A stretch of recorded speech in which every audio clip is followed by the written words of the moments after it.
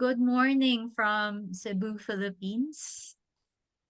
Welcome to this session about the science of managing transitions. If you've been experiencing change or a lot of stress lately, you are not alone and you have come to the right session. So in this interactive session, you'll learn the science of managing transitions, in particular during the crises that we experience or have experienced in past, which is COVID. Now, in case you're not familiar, our facilitator today, my co-facilitator today is Scott Crabtree, who is the Chief Happiness Officer of Happy Brain Science, and he holds a degree in cognitive science from Vassar College. We teach here in Happy Brain Science, we teach organizations on how to apply the science of stress management and happiness at work. And some of our repeat clients include Boeing, Nike, Intel, Hewlett Packard, and Kaiser, National Park Service, NBC, and DreamWorks. So you are in good company. But I am excited the most to hear how each of us will be implementing what we're about to learn today. So without further ado, help me in welcoming the founder and chief happiness officer of Happy Brain Science, Scott Crabtree. Thank you so much, Kathy. Thank you, everyone, for choosing to spend some of your extremely valuable time and attention with Kathy and me.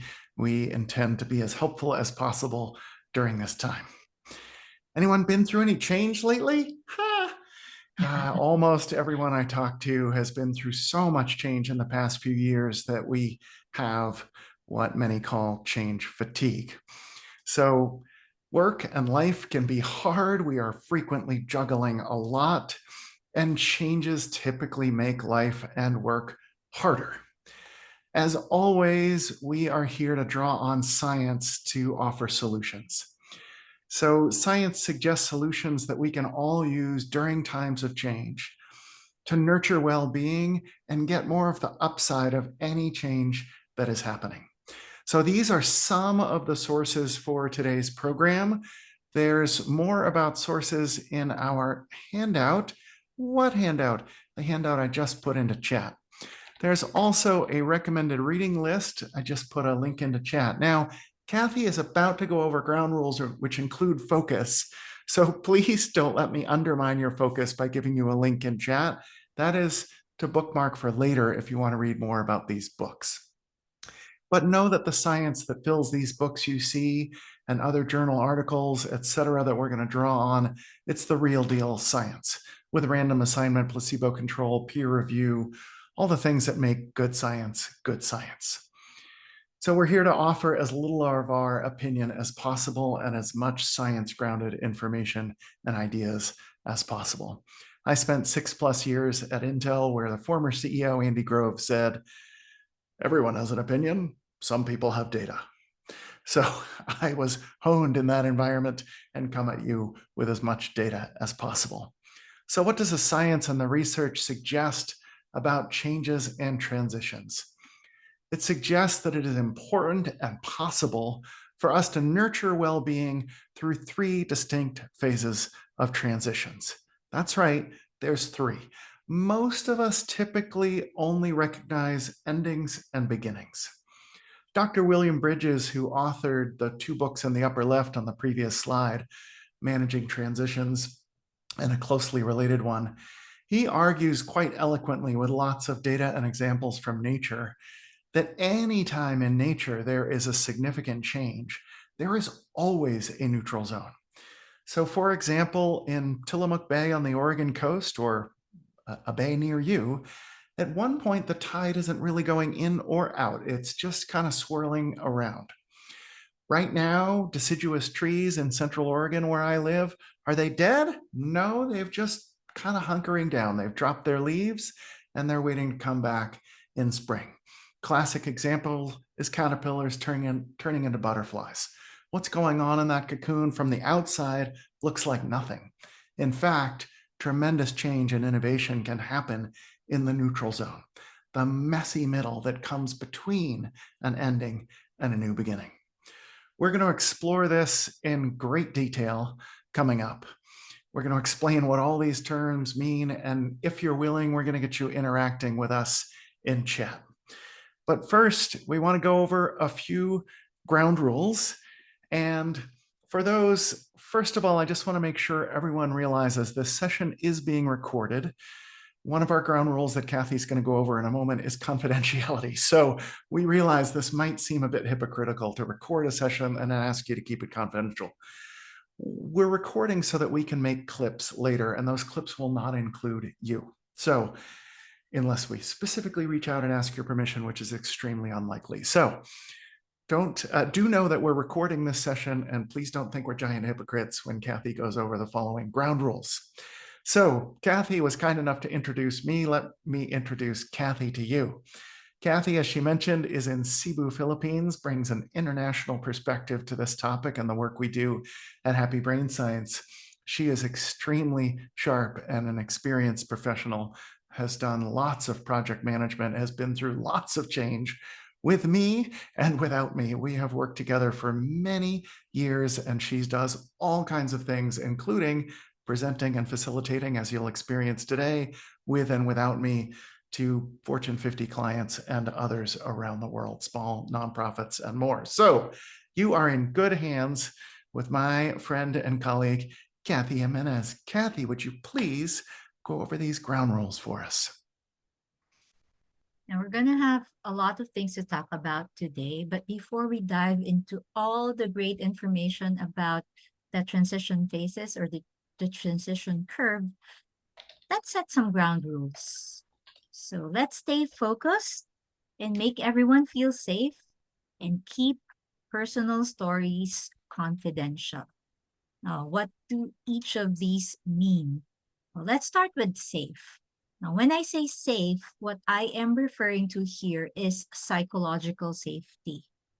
Now, we'll cover this in more detail later, but for now, please know that you can speak freely here with no fear of ridicule.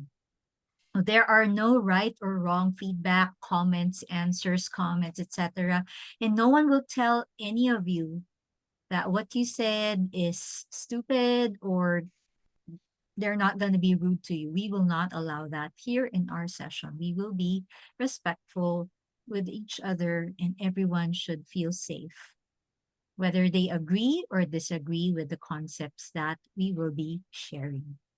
Now, confidential, I mentioned keep personal stories confidential. We would love for you to share the concepts that you learn in this session. But if we share any personal stories, please, my request is that what we see, what we hear, when we leave it here. I use that. I used to be a cadet in high school.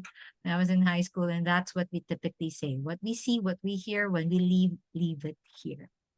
Right? And last but not the least, focus. Now, I ask that you avoid multitasking and please stay present and focused on this session. Now, what do I mean by multitasking?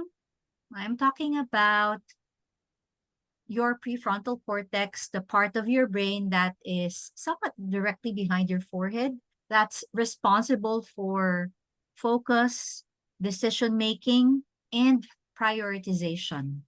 And this is what we call at Happy Brain Science your internal CEO. So if I tell you multitasking, it means that you're trying to focus on multiple things at once, right? So if you try to listen to me while doing something else, your brain would switch rapidly between the tasks, which according to science makes you slower and more prone to mistakes. And you're going to miss a lot of what's being said because your brain is unable to focus on it. Now, question, do you agree that multitasking makes you slower and more prone to mistakes? Can you please answer yes or no in the chat? Shauna agrees, Abigail does too, but again, there's no right or wrong answers here. So be honest with us, please. Because, I used to multitask a lot when I was a bit younger. So I thought that I could handle it. I'm fast. I can switch fast. So that's not a problem. All right. So every one of you, all of the people who gave their feedback agree or say yes that multitasking makes you slower and more prone to mistakes. But my question is, are you willing to go through a quick exercise with us so that we could test this further or make sure that, you experience this as well? We are the voices in Shauna's head. We have been around you too long, Shauna. Yeah. But are you okay? Are you guys okay with us doing a quick exercise to do a multitasking exercise? All right. I could see some people doing a thumbs up. Some people are saying yes, sure in the chat. All right. So again, this is an exercise. It's up to you if you want to participate or not. But in order for us to test this, I will give you a few instructions before we start. Okay. So when I say go, not at this moment. When I say go, let me add the separator here first in the chat. But when I say go, please silently say the alphabet A to Z in your head as fast as you can. So A, B, C down to letter Z. And then after that, count from 1 to 26 as fast as you can. When you are done with both the alphabet and the numbers from 1 to 26, type done in the chat. I hope that's clear. Again, silent alphabet, A to Z, count from 1 to 26, type done in the chat afterwards. Ready? Go.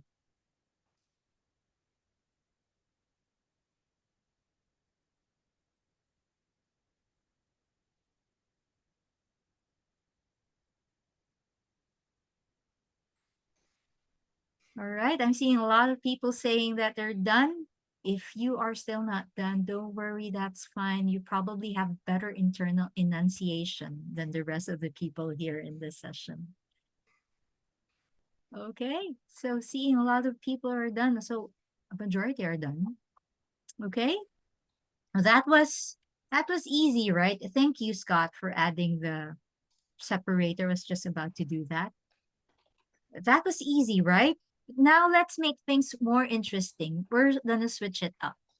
This time, I want you to do the same exercise, but alternate the letters and the numbers. So what does that mean? A1, B2, C3, as fast as you can, up until the time that you get to Z26. All right, let's do this. Go.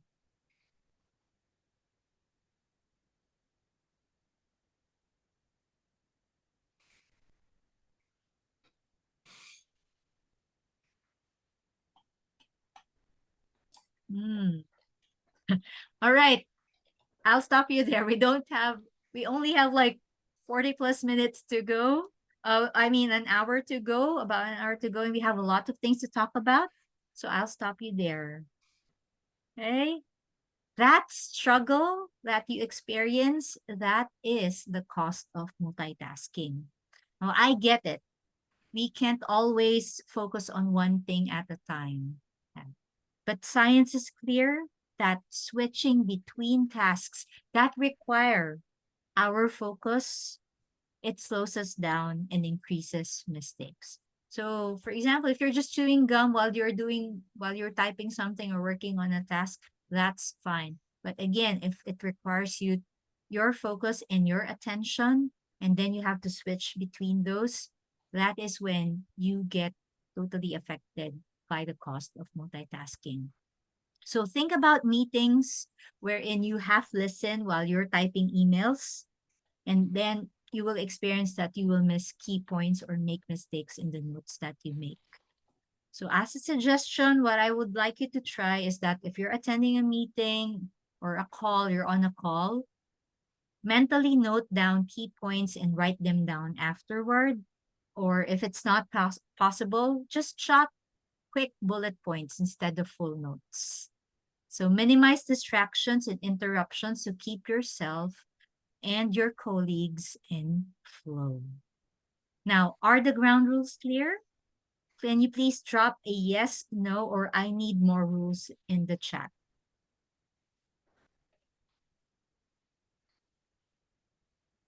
All right. So I think everyone is clear. Now, we talked about multitasking, focus, or ground rules earlier.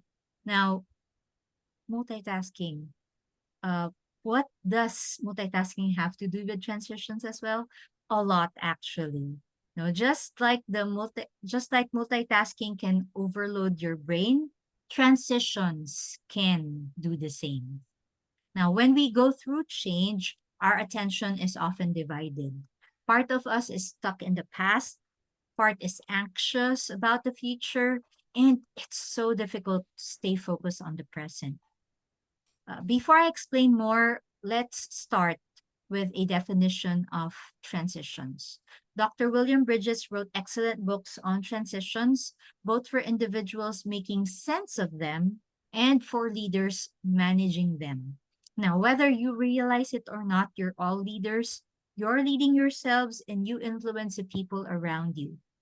Now, I will let you read this quote to yourself because I want you to be able to take it in properly.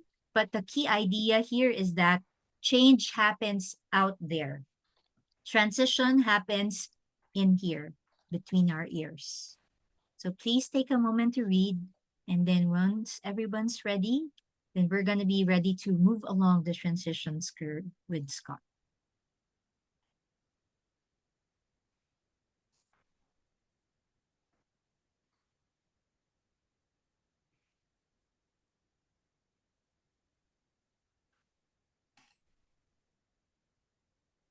Thank you, Kathy. If there are no questions about this difference, basically changes happen out there, transitions happen in here, then let's return to this overview. What are we trying to do in this session? We're trying to nurture well-being through the 3 phases of transitions.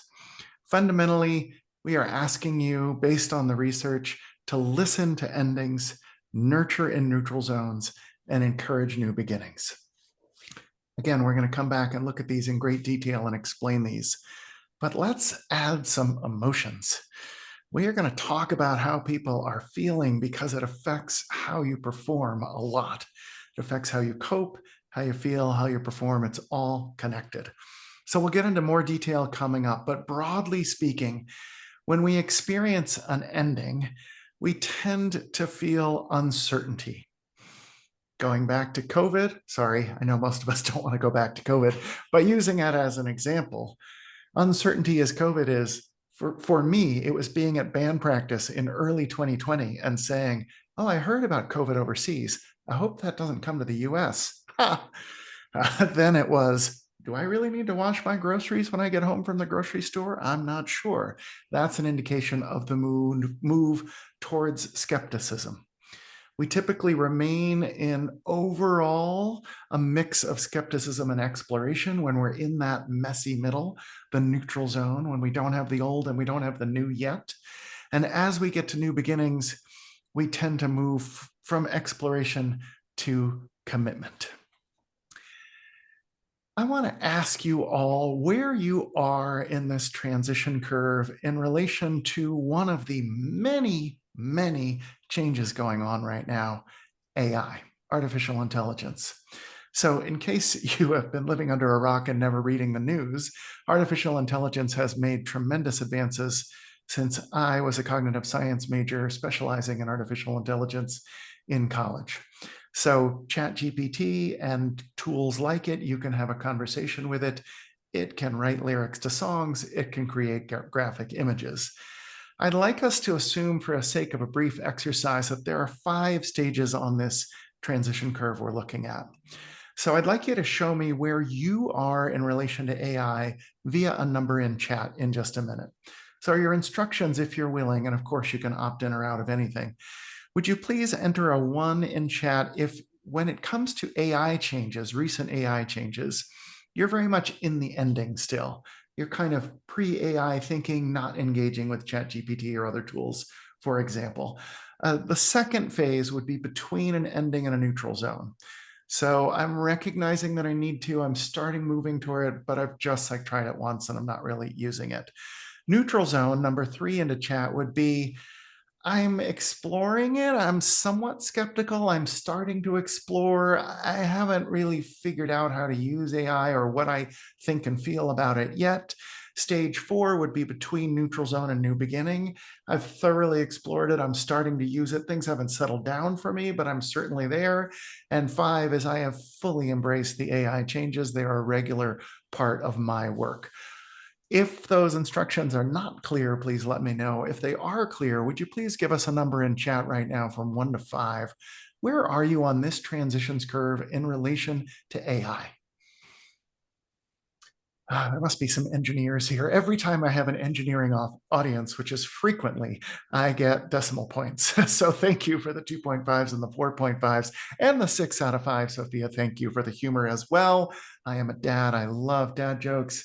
Not that that was a dad joke, but my favorite dad joke, just for a moment of levity when we're talking about a serious topic, my favorite dad joke lately is, my friends told me I needed to stop imitating flamingos. I had to put my foot down. You are welcome. I have a drum set right over there. I may go do a rim shot if I come with more dad jokes. Everybody, I want you to look at all the numbers in chat. We've got 1s, 2s, 3s, 4s, 5s. We went off the scale to 6. We've got decimal points.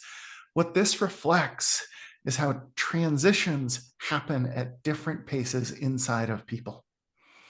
So ChatGPT was released a couple of times on a couple of different dates. DeepSeek just came out, for those not familiar, a new AI tool. Changes happen very quickly in the world, and some of us are like, I'm off and running with this change, and some of us are like, I don't know about this. I'm going to sit back here and stay away from AI. AI, of course, is just one of countless examples of change going on in the world right now. I am not trying to be political with any of you. I am not trying to convince anyone of anything. And for the sake of having a constructive focus session, I ask you not to bring politics into this session. But I just want to acknowledge we are in the middle of a significant transition from one administration to another. We have been through COVID. Most of us feel past that. Some of us don't. When I ask this question about COVID, I get different answers. And there's change on top of change on top of change. Furthermore, this transitions model from Dr. Bridges is a model. There's a quote from a statistician, George Box, which we love at Happy Brain Science. The quote is, "All models are flawed. Some models are useful." What does that mean? It means that a model is an abstract representation of reality. It can't be perfect. Does change and transition always happen in a smooth curve like this? No, it's more like a crazy crypto trading graph bouncing all over the place. We might be squarely in the neutral zone when it comes to the new administration. Just to make up an example, again, not trying to convince anyone of anything here or get political. You might be in an ending on AI and a new beginning on COVID, or vice versa, all at the same time, not to mention changes happening in your personal life and the transitions happening between your ears and, if you will, in your heart when that happens. So lots of change. Transitions happen slowly in between people's ears. And what we're attempting to do, and what we're about to look through in more detail, is how we can listen to endings, nurture in neutral zones, and encourage new beginnings.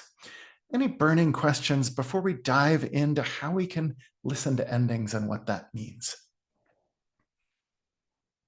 Let us know in chat, or feel free to unmute and ask us out loud.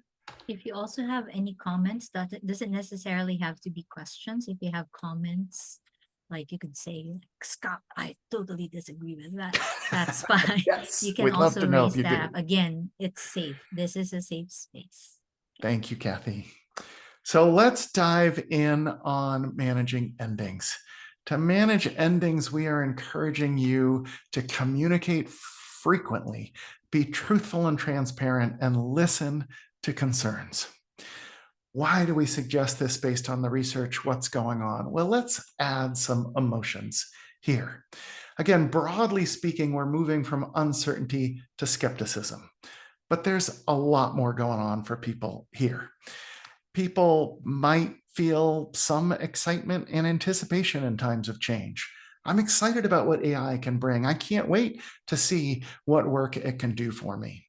There's also a lot of feelings below the line, if you will. Denial. AI is never going to be capable of anything. Anger. Why are these idiots unleashing AI in the world? Confusion. What can it can't do? Reservation, frustration, and much more. There's a lot of emotions here. And again, we're not trying to say these come in a particular order or that all people have them, but the research suggests these are frequently emotions that show up when there's an ending. Whether that ending is your boss just announced they're leaving soon, or the ending is COVID hitting us, for example. I'm wondering, does anyone feel like this looks familiar? Some of these emotions, do they remind you of anything else in life? Let me know out loud or in chat. What else brings emotions like these to us? Again, no right or wrong answers here. I encourage you to chime in.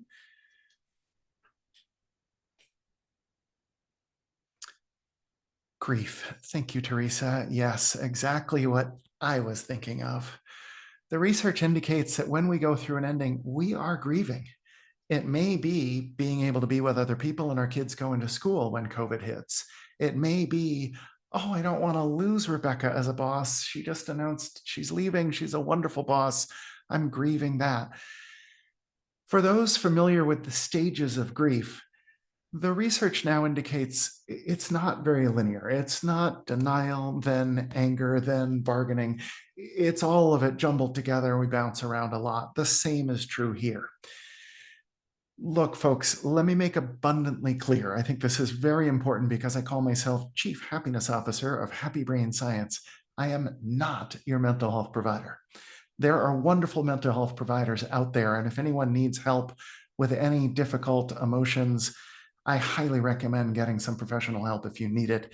Kathy and I are not it. Just want to be abundantly clear about that. My brother happens to be a psychologist, a mental health professional. Now, he told the following to me in a casual conversation. This was not a peer-reviewed academic paper or anything, but he said, and I quote, "About 80% of my job is helping people realize they can be feeling more than one emotion at a time."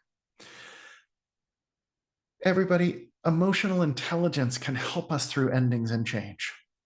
Part of emotional intelligence is labeling the emotions you're having.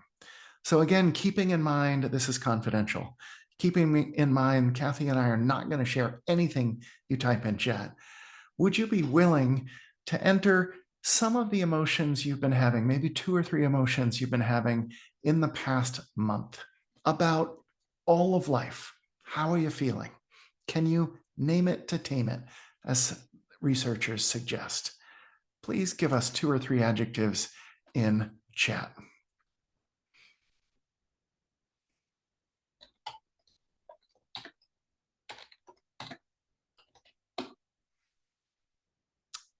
Wonderful adjectives coming here. Not necessarily wonderful to experience, of course. There's a lot of frustration, anger, confusion, anxiety, sadness, and more, but there's also joy. There's also hope. However you're feeling is okay.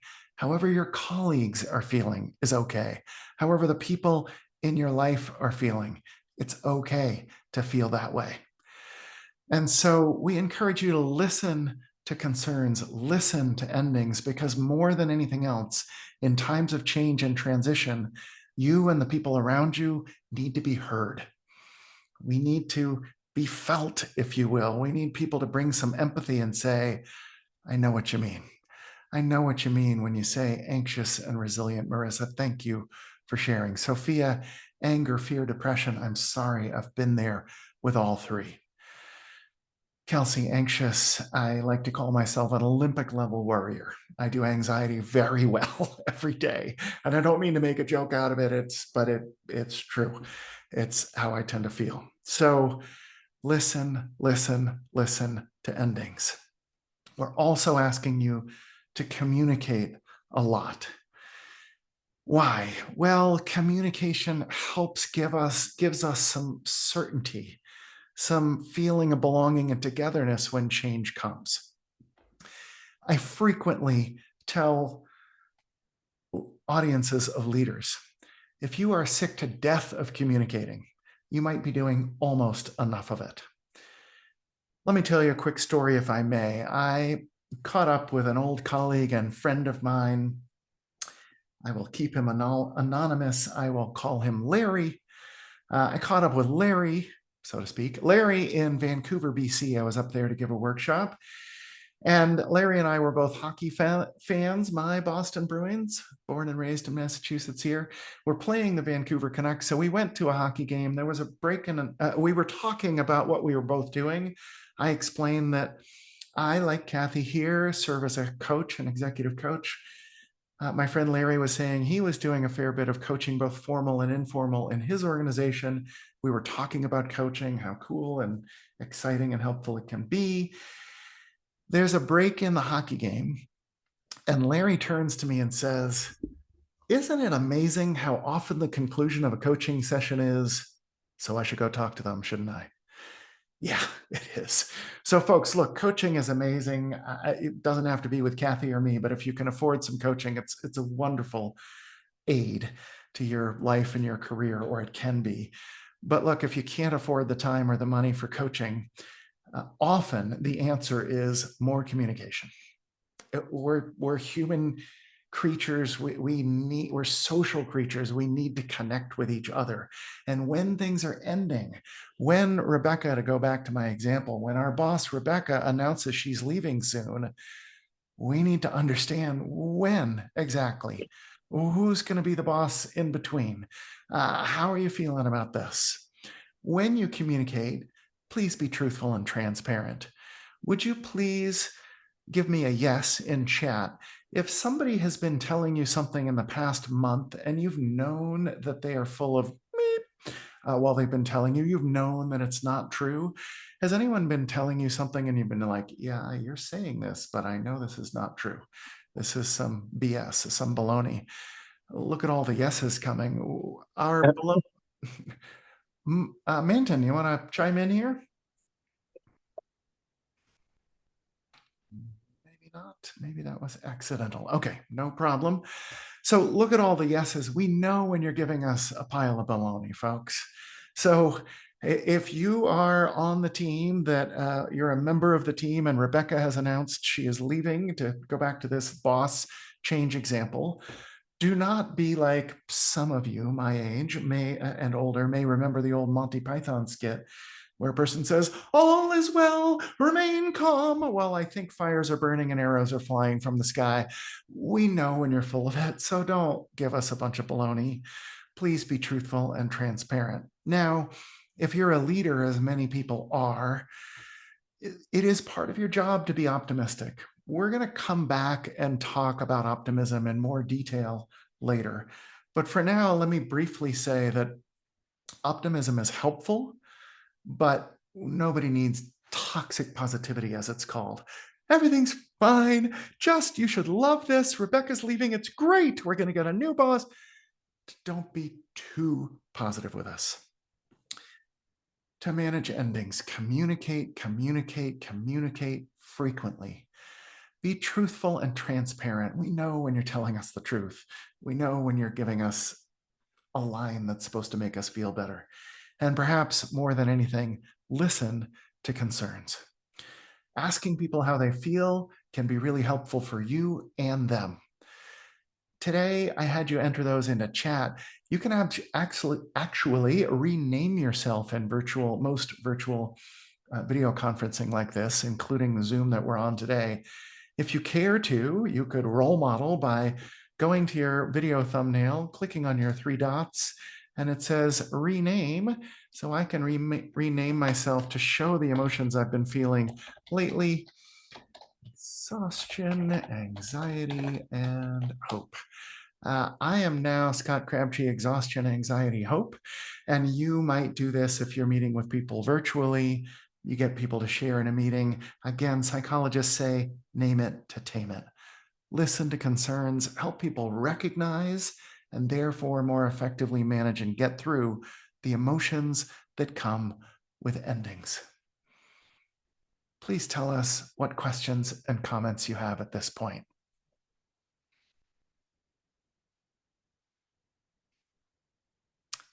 Kathy mentioned that we do a lot of work with Boeing. We always do feedback surveys and questionnaires with Boeing. We always read every word of feedback we get from anyone ever. And one person recently said, Scott, you ask for participation and then you leave these really long, awkward pauses. And then people participate, which makes the sessions better. So I guess keep leaving the long, awkward pauses. So I'm going to ask one more time with plenty of time for you to type or find the unmute button. Please tell us what questions or comments you have about this content so far.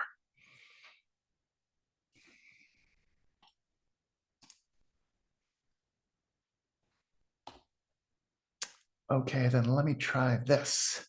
Has what we've gone over so far fundamentally made sense? Yes or no? Into chat, please. Thank you, Jen. Helpful. I appreciate that. Abigail says, I'm worried that expressing my fear will bring everyone down. Yes, I hear you loud and clear. I feel the same way. And yet, we feel better when we feel connected. Again, I have a new session that St. Charles Health System here in Central Oregon hired me to put together. That session is called Building Belonging, the Science of Connecting in a Lonely World. Our Surgeon General, or maybe it's previous Surgeon General now, said we have an epidemic of loneliness right now. Folks, this is not a session on loneliness or belonging, but let me just briefly mention lonely people have greater health risks in the following year than an obese person, a person drinking 5 alcoholic drinks a day, or a person smoking half a pack of cigarettes. That's how important it is for us to be connected to other people. So I understand the fear of bringing people down.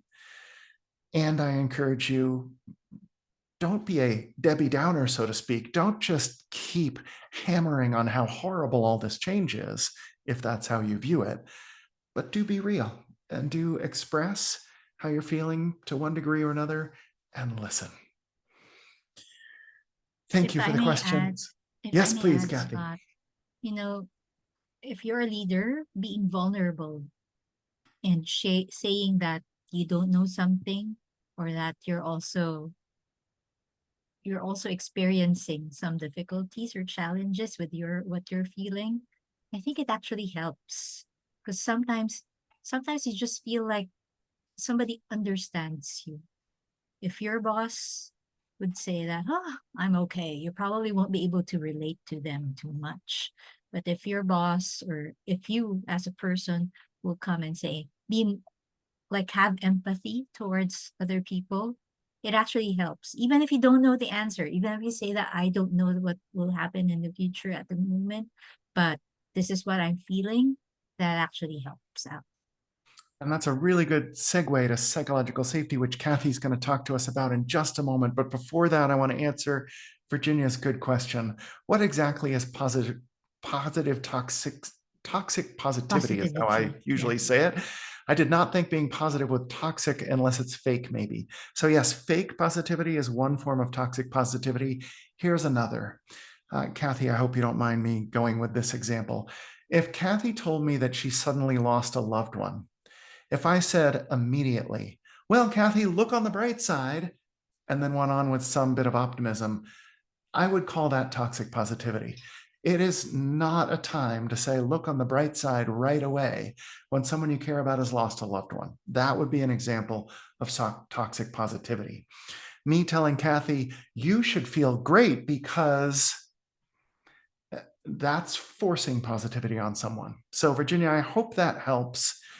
We are giant fans of positivity here at Happy Brain Science. We regularly preach positive attitude and the power of positivity. We're going to do so later in this session. But there is such a thing as too much, fake, or at the wrong time. Scott, if I may chime in, you when we discuss the science of happiness, like when I do sessions about the science of being happy and productive at work, what we typically tell people is that when bad things happen, the normal reaction is to feel bad about it, right? So if you experience something bad that happens to you and then your reaction is that you feel happy about it, it's probably someone that you need to talk to.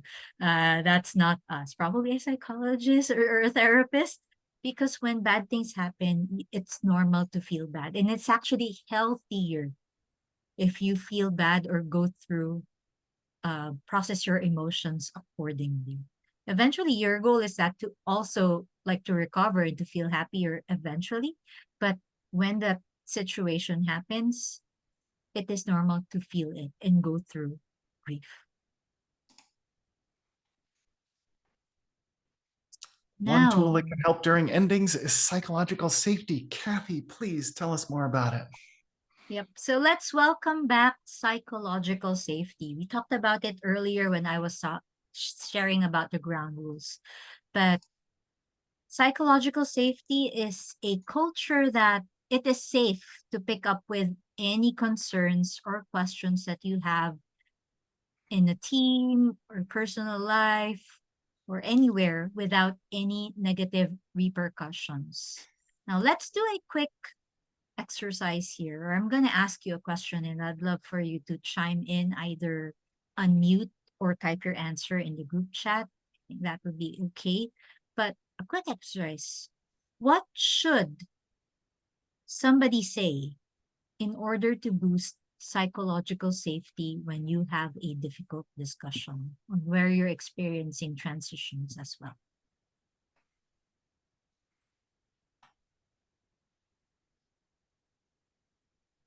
So Kendra said, I'm so glad you mentioned, so glad you asked, or so glad you called or reached out. What else? What should somebody say in order to boost psychological safety when there is discussion?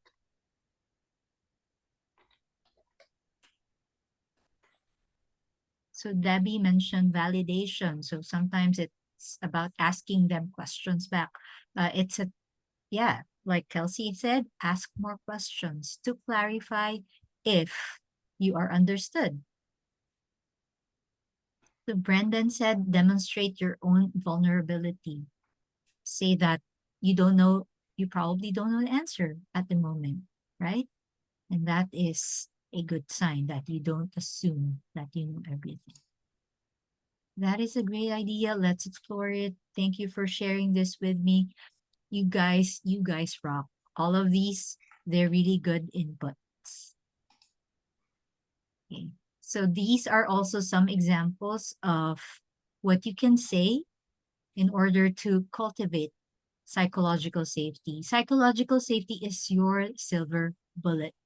So sometimes you can say, this is going to be challenging. It's being honest, but you're saying that you're going to go through some difficulties and you are acknowledging it. So validation still, right? Thanks for speaking up, acknowledging somebody else's input and feeling. What am I missing? I think this is really good, a really good example, because as a leader, sometimes we think, or when we're the one talking or leading a discussion, sometimes we think that we've covered everything.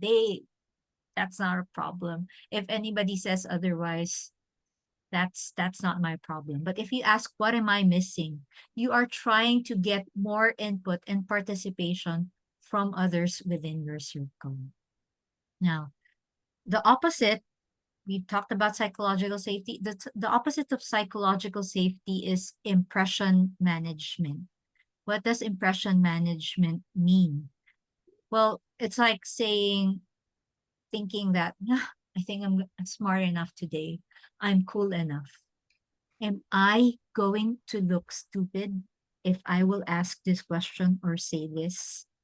So that's impression management. You worry about what others will think about you rather than, you know, trying to clarify something, or you don't feel that it is safe for you to show vulnerability. So you try to keep up an impression so that people would not look down or look differently at you.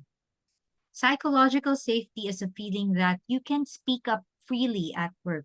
You could challenge your boss's boss with a question. You can say, I respectfully disagree here. And you know that you are not going to get punished for that. You are not going to get humiliated. You are not going to have teammates leaning over you after you ask a question and whispering to one another about you. That is undermining psychological safety. Why does psychological safety matter, especially in times of transition or change? Well, it's because according to academic research, especially a massive study that was done in Google or by Google called Project Aristotle, psychological safety is the single most important factor in team success. It is extremely useful during times of change and transition. Okay, so how do you do psychological safety? Well, again, we can spend multiple hours on that, but here are some brief examples on how you can nurture psychological safety. Well, I'm going to demonstrate being vulnerable that I've shared previously. So I manage sessions about the science of happiness and all other sessions. But to be honest, I sometimes feel like I'm not an expert on the topics, on all the topics that I'm supposed to be speaking about. There are moments when I feel like I'm an imposter, someone who is incompetent and unqualified, especially when compared to Scott's vast knowledge versus that of mine. I have been doing this for what, 7 years, and Scott has been doing this for, if we'll use Gen Z speak or teenage speak, for ages, for a lifetime, right? You are So great, Kathy, and you know exactly what you're talking about. But go on. there are moments when I feel like I'm an imposter. I think it's normal. But what then should I do if I feel these emotions? Again, I would say seek, speak, and listen. Solicit input from others. I ask, what am I missing here? Have I gotten something wrong? So, I don't have all the answers. I don't have all the perspectives to consider. And actually, it brings out a lot of good discussions afterwards when I share that.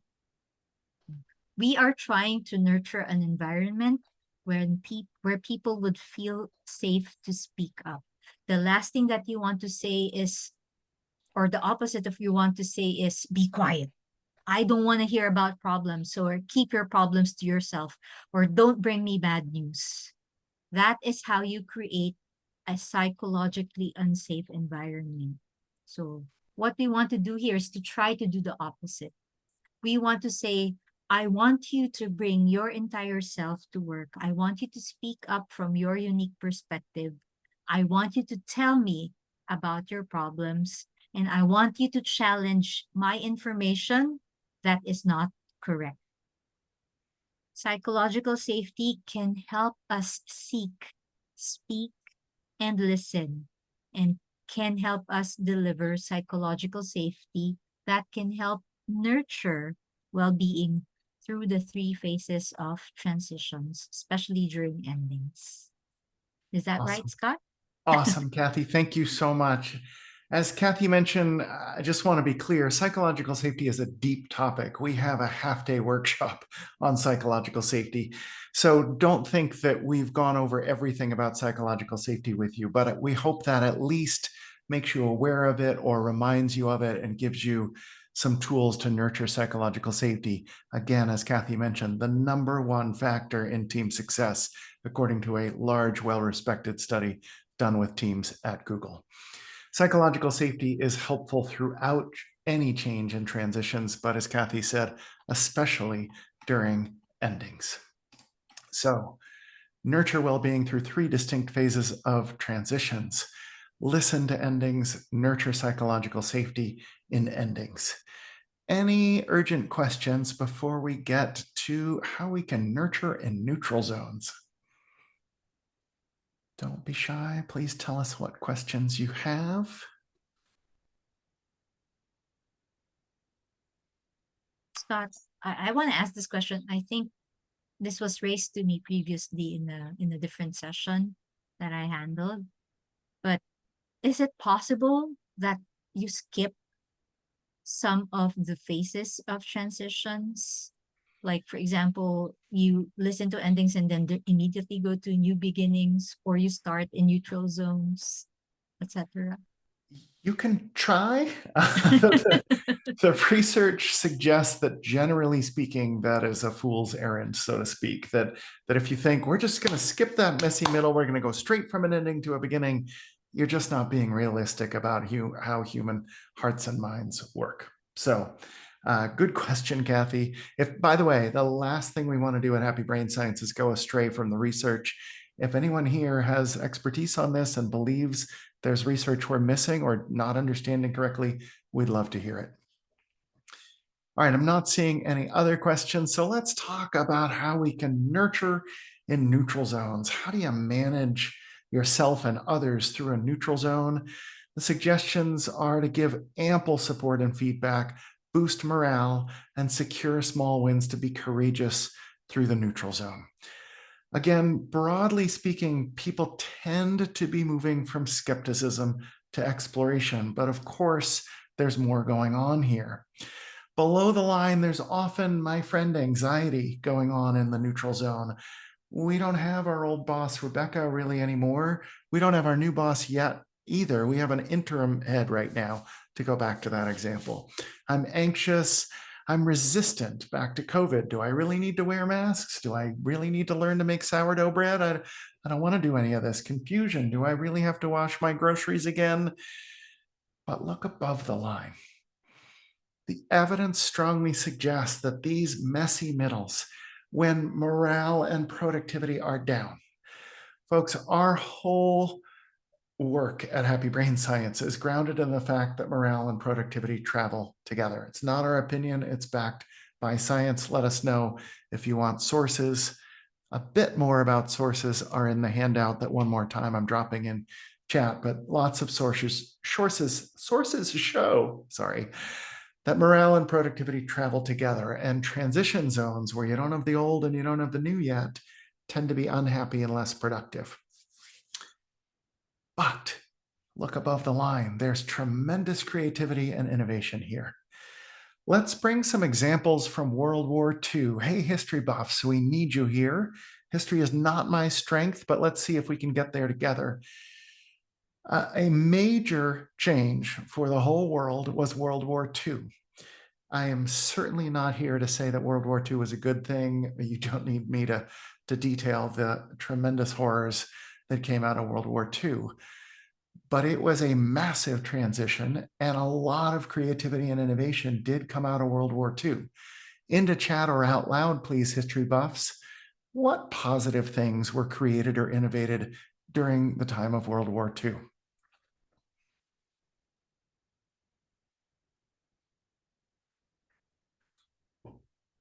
I'll get you started. Women in the workforce. Yeah, there you go, Brendan. Women working. Tootsie Rolls, Sophia. I did not know that, but I'll take your word for it. Shauna says automation. Yes, lots of automation came out of World War II. Computing had major leaps forward. Nice one, Monica. School funding for veterans. Again, Amanda, well done. Computers went through radical changes. Radar really came into being in a meaningful way during World War II. Again, I'm not your historian, but there are a bunch of examples, and perhaps others know other creativity and innovation that came out of the messy middle, the neutral zone. There's a wonderful video you can find online if you care to. It's a rabbi talking about lobsters. And the rabbi says, look, lobsters are these very delicious creatures. And so lobsters have hard external shells to protect themselves from predators. What happens to a lobster is it grows inside that shell until it is tight and it gets uncomfortable. What does that discomfort do? Well, the discomfort is a signal to the lobster that it is time to grow.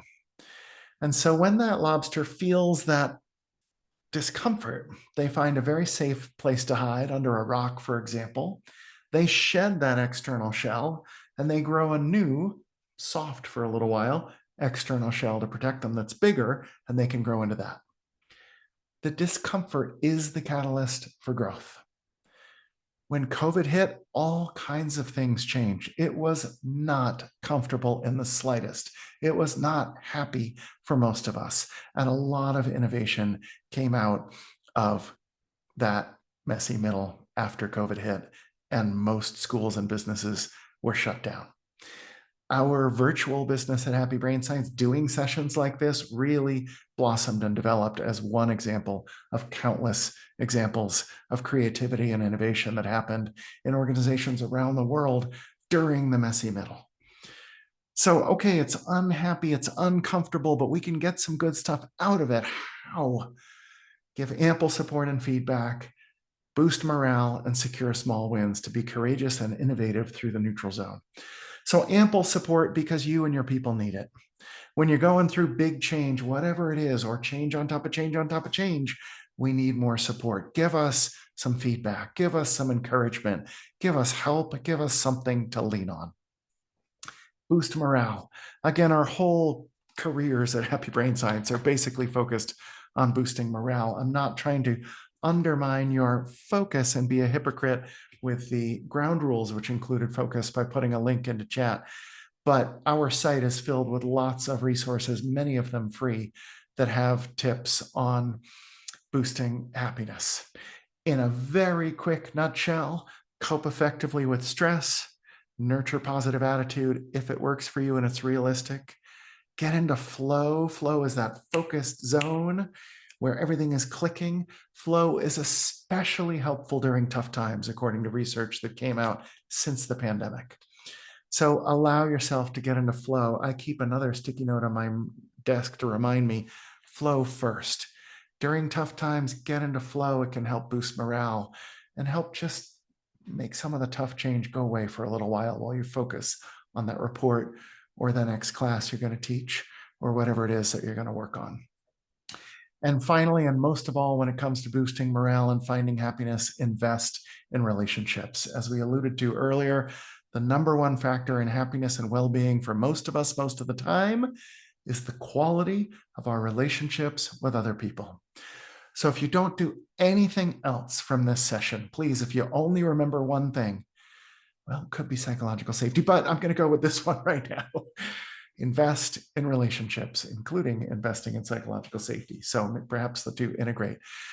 Those are some quick tips on boosting morale. Again, lots of other resources from us on boosting morale. And secure small wins. Why? Because we need to feel some progress. Everything is changing. The boss has left. COVID has hit. AI is coming. Whatever it is, we're facing uncertainty. We're not sure how we feel. Progress, productivity tends to be down. Can we find some small wins? Can we celebrate those small wins? Those are some ways to be courageous through the neutral zone. Folks, we'd like to have a few minutes of discussion here. For sure, we can start with any questions you have about the neutral zone, managing, leading yourself or others through the neutral zone. And by the way, I want to be clear when I say lead, we are all leaders, whether you're officially managing other people or not. Science is clear that our behavior, even our moods, are contagious. So every single one of us here is leading ourselves, and whether we officially are or not, we're having an impact on other people. So please tell us your questions on leading people, including yourself, through change, and in particular, this messy middle, this neutral zone. And we'd love your comments. What's resonating? What's worked for you? Please speak up with your questions and comments. Out loud would be ideal. Into chat is just fine. What questions and comments do you have?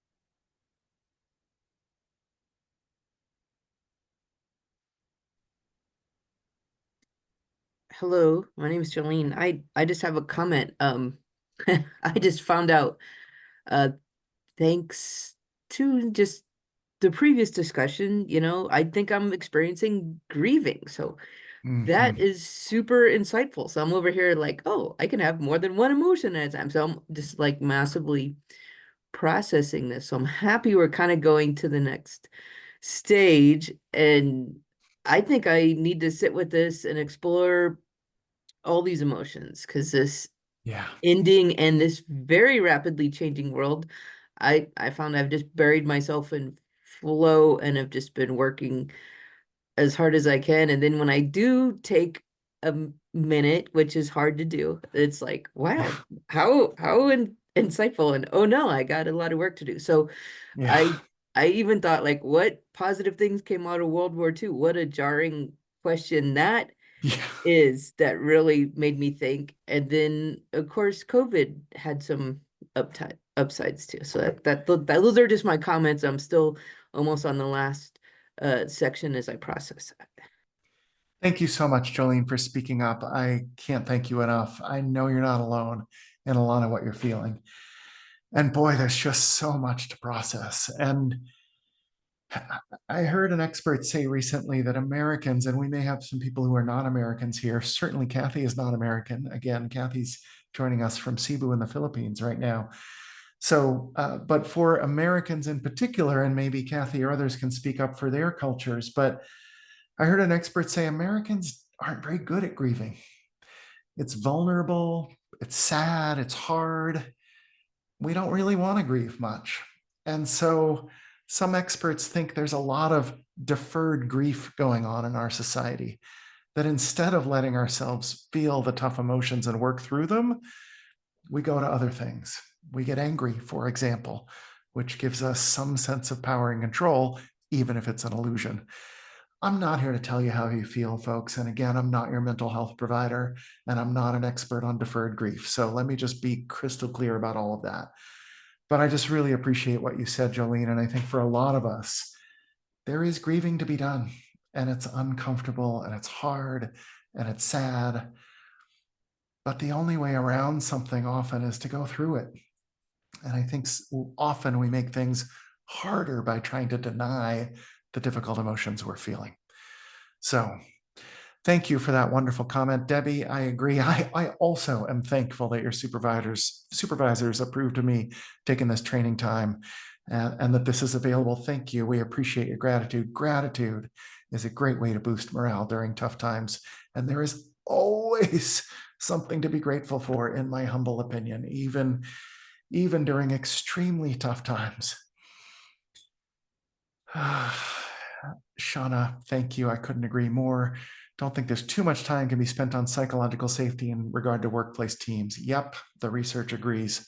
Lack of it has caused you to leave positions and seek more hospitable organizations. So true, Shauna. I'm sorry you had to leave, but folks, don't don't be the kind of person that leads to somebody great like Shauna leaving because they don't feel psychological safety. Help nurture psychological safety. Again, especially in endings, and in particular, really throughout all of change and transitions. We all need psychological safety.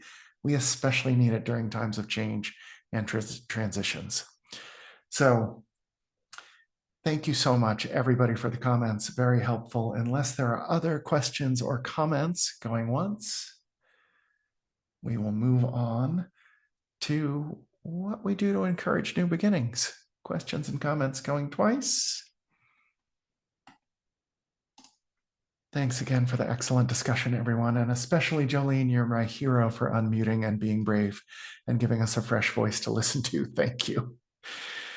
So we are doing our best here to nurture well-being through 3 distinct phases of transitions.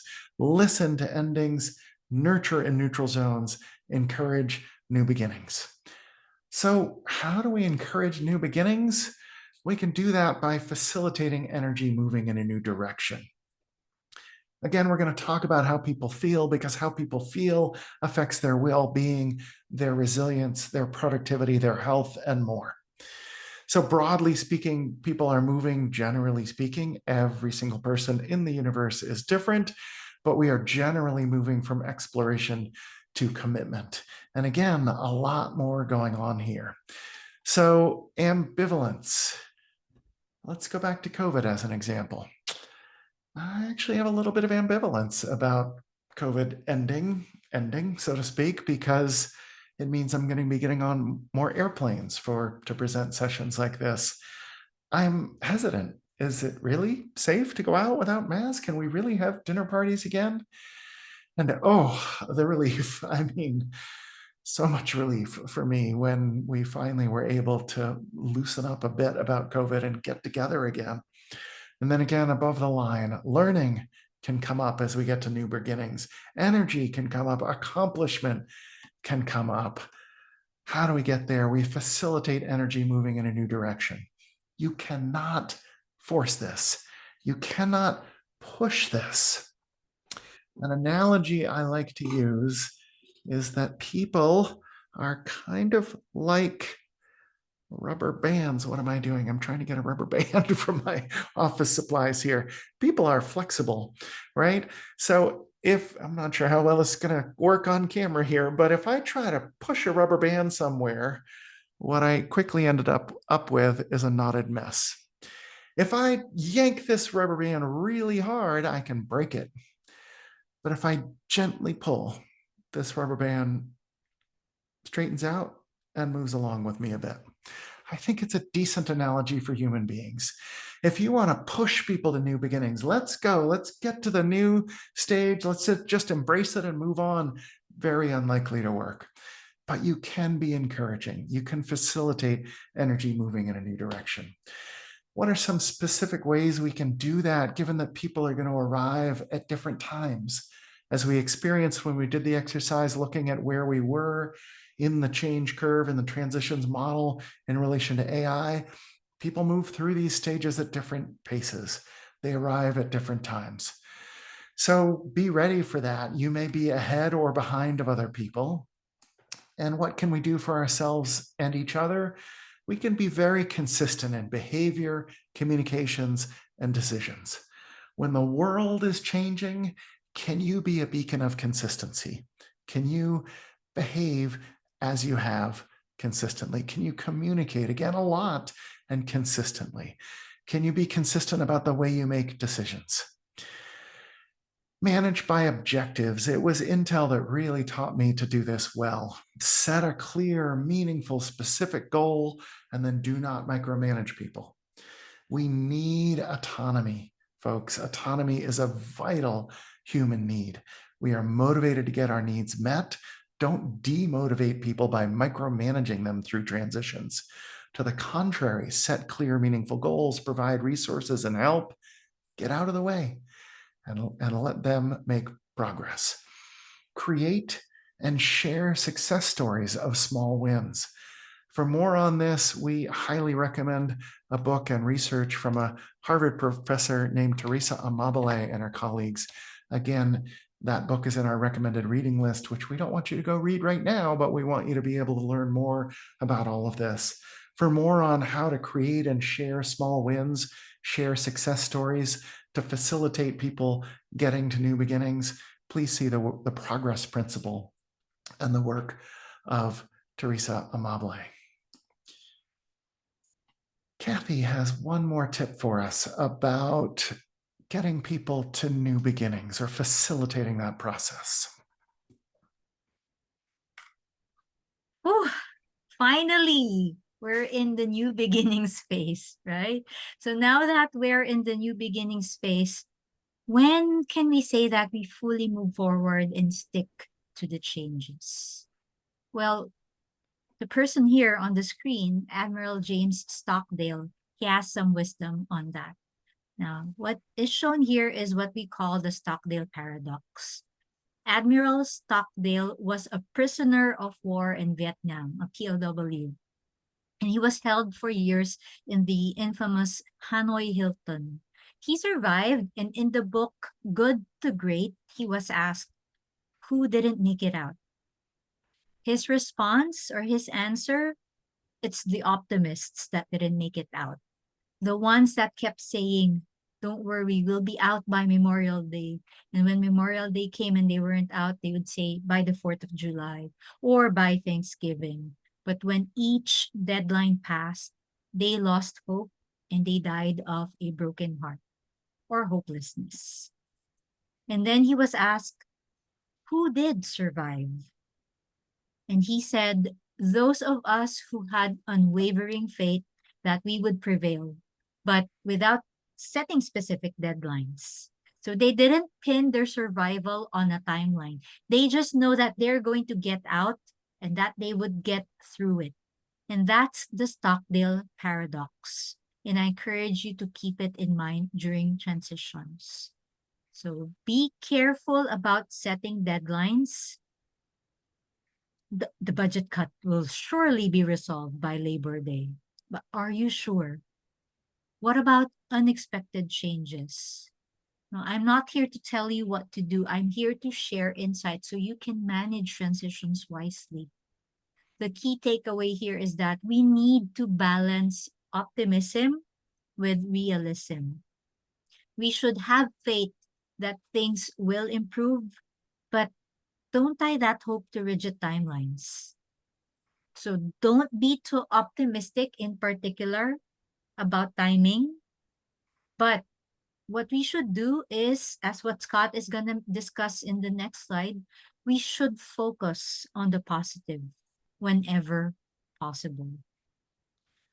So again, it's called the Stockdale paradox. Thank you, Kathy, because it is a bit of a paradox. Correct. We're encouraging you, don't be too optimistic, but do be optimistic.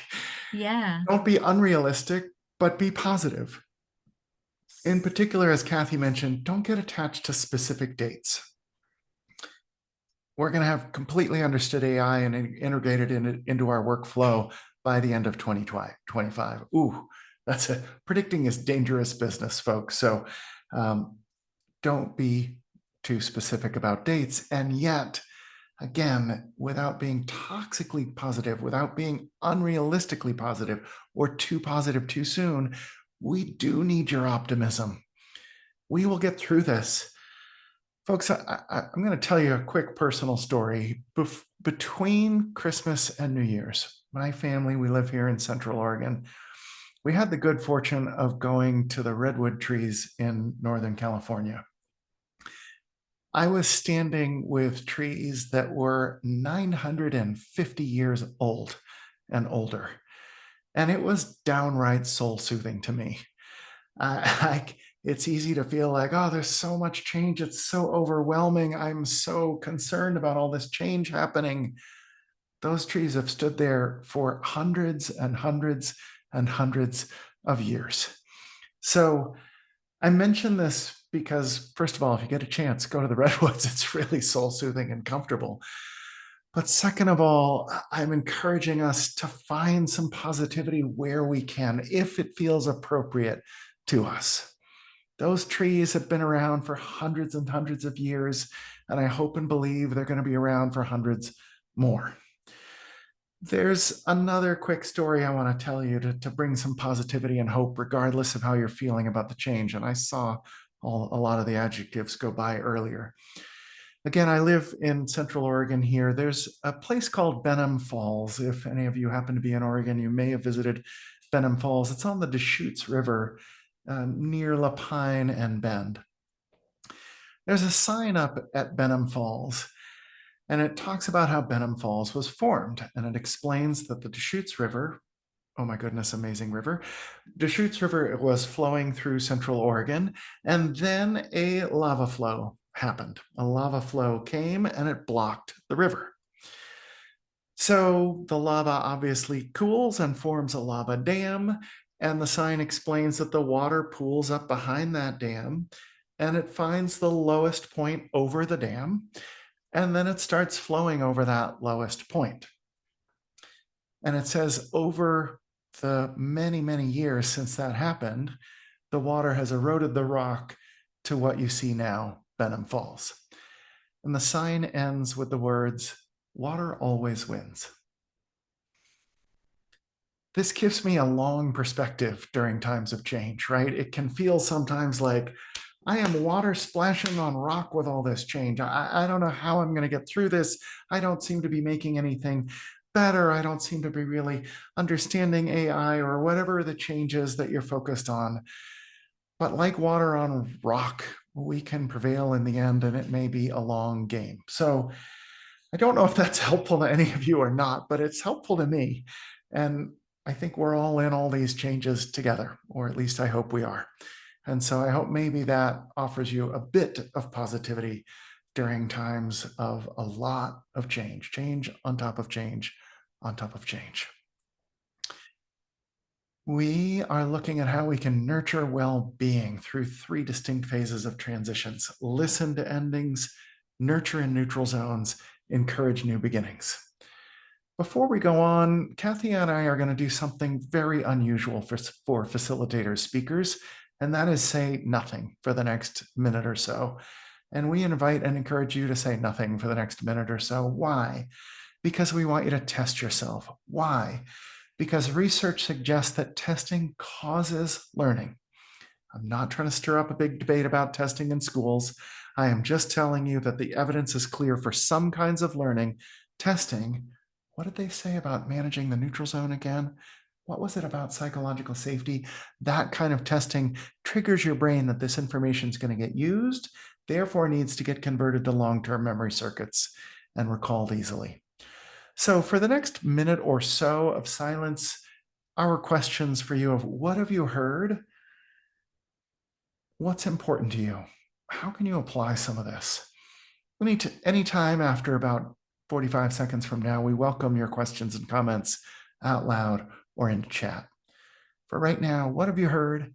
What's most important to you? How can you apply some of this, please?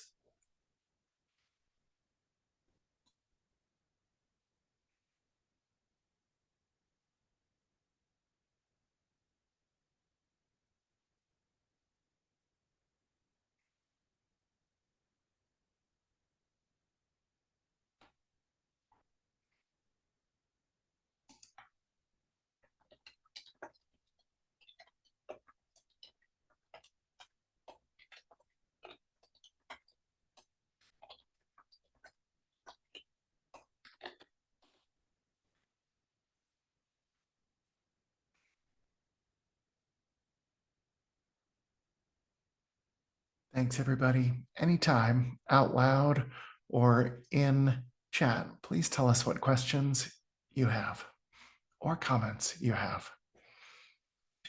Kelsey, name it to tame it. Thank you. Folks, there are things called emotion wheels. Some of us have more emotional intelligence than others. Good news, it's something you can learn throughout your life. And therefore, older people, generally speaking, have higher emotional intelligence than younger people. My family wanted to improve our emotional intelligence, so we bought a pillowcase, a cover for a throw pillow on our couch that is an emotion wheel. So if you haven't seen an emotion wheel, the inner ring are the big emotions like anger, fear, sadness, happiness, etc. And then the next layer out are emotions that tend to relate to those. And there's another third layer. It's really good to name it to tame it. So Kelsey, thank you for mentioning that. I also need to keep naming it to tame it. I need to apply all of this right now. So that's great. Teresa, the good things that are results of struggles. True story, folks. In my high school yearbook, we were allowed to print a couple of quotes. To be really candid with you, one was from my French teacher about how I didn't seem to be taking school seriously. But the other quote that I published next to my photo in yearbook was a Frederick Douglass quote. Frederick Douglass said, "If there is no struggle, there is no progress." You decide if that's too optimistic for you, but I certainly resonate with the comment from you, Teresa. There's good things that are the result of struggles. Absolutely. Also, Scott, I just also want to add that whenever I look at myself now, what my life now, and I looked at the struggles that I faced, like I have to be honest with you guys, I grew up, my dad was working abroad, but then we weren't really that well off. So whenever I had to go to school, like I had enough money for fare, for bus fare or jeepney fare. If I dropped 1 peso from the money that I had, I have to walk part of the way because the money is not enough. I don't have money for snacks or anything. But after like pushing through it, all of those struggles that I was facing back then, I didn't think that I could finish it because like I felt so inferior with all of my classmates. I was studying in what you would call an Ivy League school in the US. I was studying in an Ivy League school, but I didn't have money.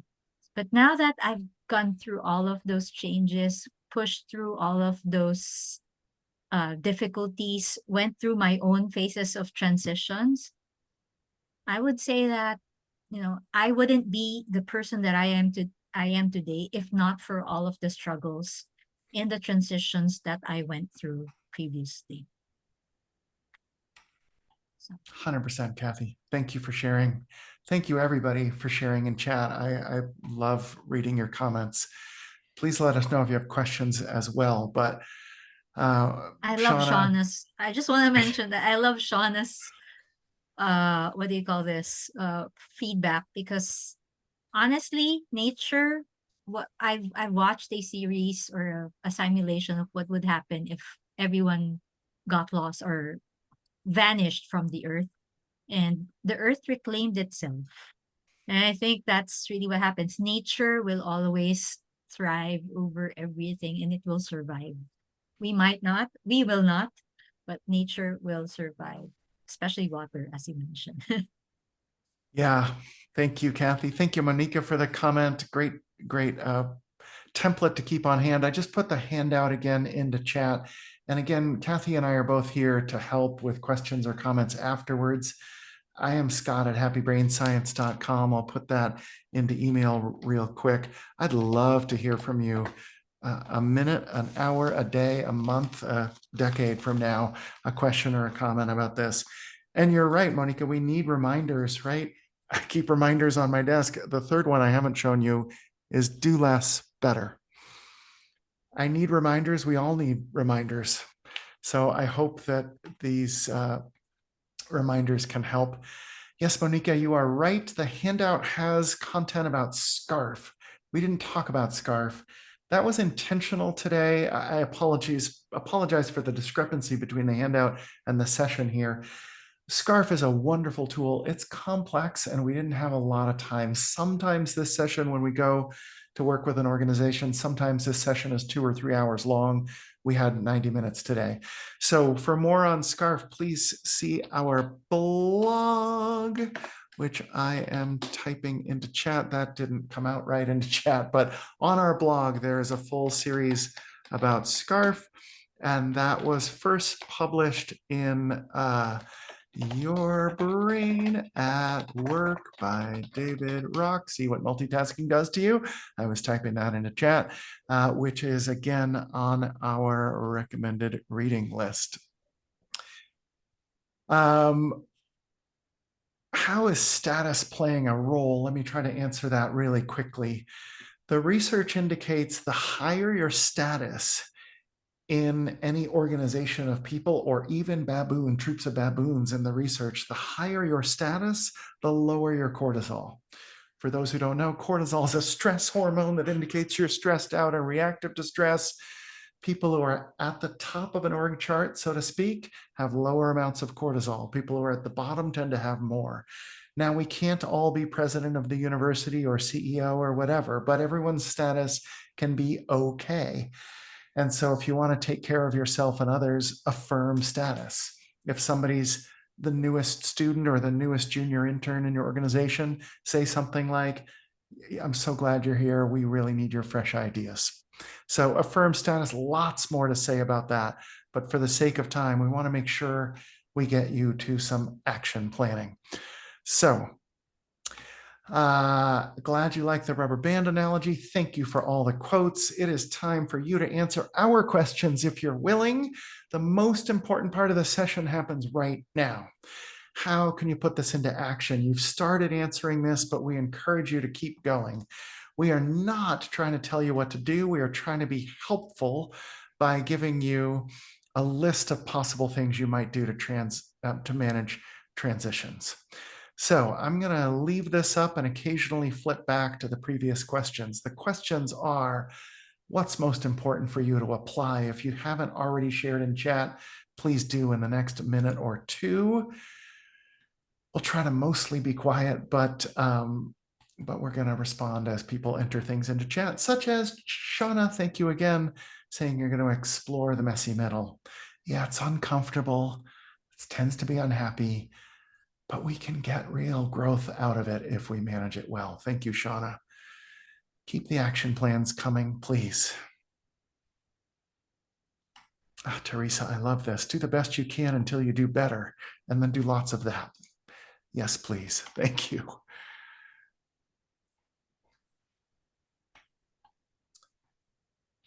Just 1 or 2 more minutes of questions, comments, and ideally you sharing action plans, please.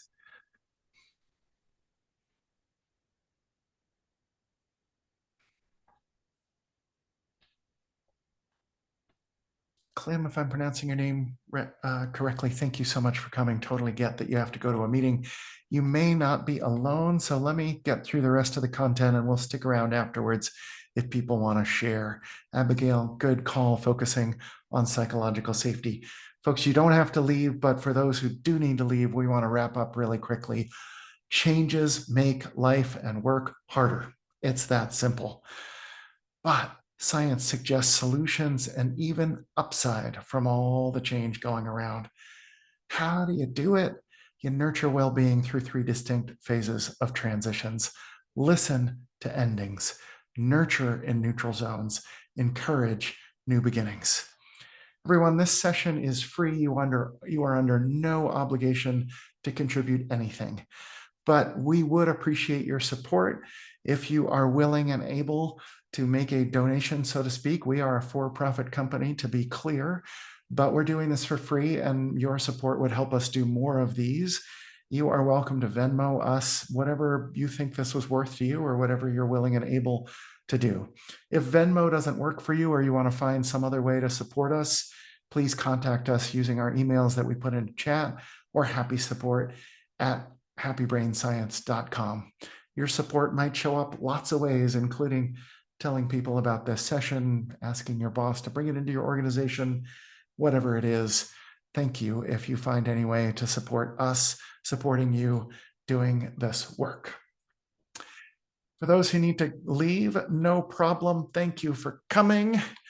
For those who want to stick around and talk about what you can do, we would welcome staying here with you, answering your questions, and hearing your action plans. Some good ideas are on screen right now. Thank you so much for coming. Thanks for your attention. Thanks for putting this into action so we can all get through changes more effectively.